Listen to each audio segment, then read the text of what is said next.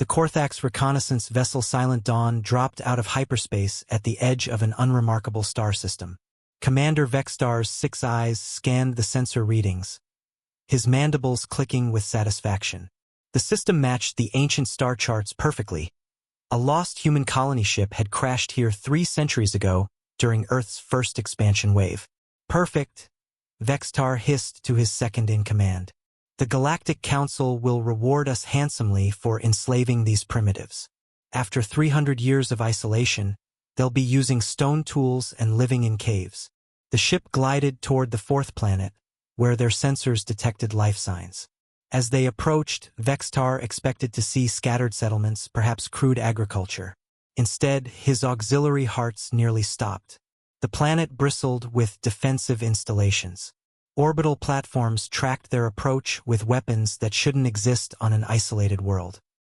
Cities sprawled across continents, connected by massive rail systems. Military bases dotted the landscape like steel flowers. "Sir," the navigation officer trembled. "They're hailing us." On the view screen appeared a human male, scarred and weathered, wearing a uniform marked with the insignia of Admiral Marcus Hayes. Behind him, a command center hummed with activity. "Unknown vessel, this is Admiral Hayes of the New Haven Defense Force. State your intentions." Vextar collected himself, puffing his chest. "Primitive humans, you will surrender to the Korthak's empire. Your isolation has made you weak."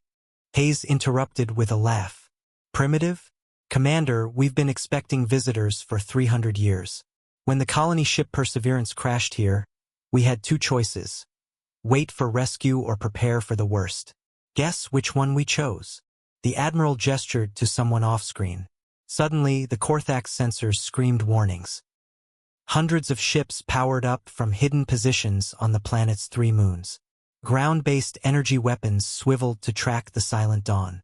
"You see," Hayes continued, "we found something interesting in the Perseverance's databanks, the complete history of human warfare. Every strategy, every weapon, every hard-learned lesson from 10,000 years of humans fighting humans. We've had 3 centuries to study it, improve upon it, and prepare." Vextar's scales shifted to a pale green of fear. "Impossible.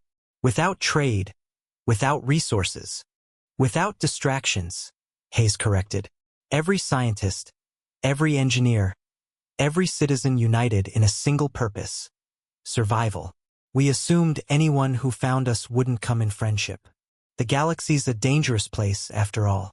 The tactical officer whispered urgently to Vextar. The human ships weren't just numerous, they were advanced. Weapon signatures suggested plasma cannons, antimatter torpedoes, and something the sensors couldn't even identify. "We reverse-engineered and improved everything from the colony ship," Hayes explained, as if reading their thoughts. "Then we got creative. Did you know humans used to fight wars with chemical weapons? Biological agents? Nuclear fire? We've had 3 centuries to weaponize everything. Our children learn military tactics alongside mathematics. Our poets write battle hymns. Our artists design camouflage patterns. More human ships emerged from hyperspace behind the Silent Dawn. They had developed FTL travel independently. We're not unreasonable, Hayes said, his expression hardening. You can leave. Tell the Galactic Council that New Haven stands ready.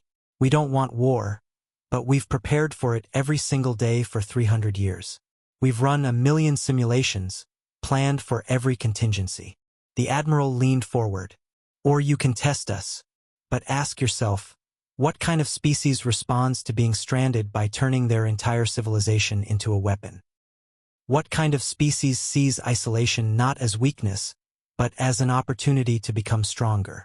Vextar's crew looked at him, terror evident in their postures. The humans hadn't just survived, they had evolved into something the galaxy had never seen. A society with Earth's military knowledge but none of its peaceful distractions. Pure, focused, prepared warfare incarnate. We will relay your message to the Council, Vextar managed. Hayes nodded. Smart choice. And Commander, when you report back, make sure they understand. We didn't prepare for war because we love fighting. We prepared because we love surviving. There's a difference. As the Silent Dawn retreated, Vextar couldn't shake one terrifying thought.